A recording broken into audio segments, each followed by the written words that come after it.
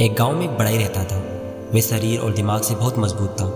एक दिन उसे पास के गांव के एक अमीर आदमी ने फर्नीचर फिट करने के लिए बुलाया। जब वहां का काम खत्म हुआ तो लौटते वक्त शाम हो गई। उसने काम के मिले पैसों की एक पोटली बगल में दबा ली और ठंड से बचने के लिए कंबल ओढ़ लिया। वे चुपचाप सुनसान रास्ते से घर की ओर रवाना हुआ। कुछ दूर जाने के बाद अचानक उसे एक लुटेरे ने रोक लिया।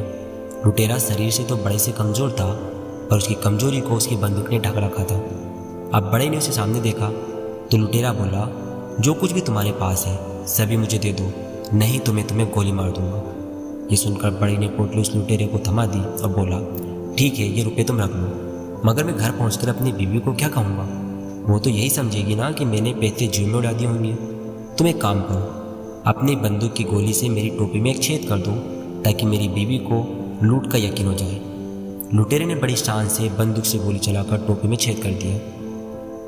जब लुटेरा जाने लगा तो बड़े बोला, एक काम और कर दो जिससे बीवी को यकीन हो जाए कि लुटेरे के गैंग ने मिलकर मुझे लूटा है, वरना मेरी बीवी मुझे कायर समझेगी। तुम इस कंबल में भी 4-5 छेद कर दो। लुटेरे ने खुशी खुशी कंबल में गोलियां जलाकर छेद कर दिए। इसके बाद बड़ाई ने अपना कोट भी निकाल दिया और बोला, इसमें भी 1-2 छेद कर दो ताकि सभी गाँव वालों को यकीन हो जाए कि मैंने बहुत संघर्ष किया था। इस पर लुटेरा बोला, बस कर, अब इस बंदूक में गोलियां भी खत्म हो गई है। ये सुनते ही बड़े आगे बढ़ा और लुटेरे को दबोच लिया और बोला, यही तो मैं चाहता था, तुम्हारी ताकत सिर्फ ये बंदूक थी, अब ये भी खाली है। अब तुम्हारा कोई जोर मुझ पर नहीं चल सकता।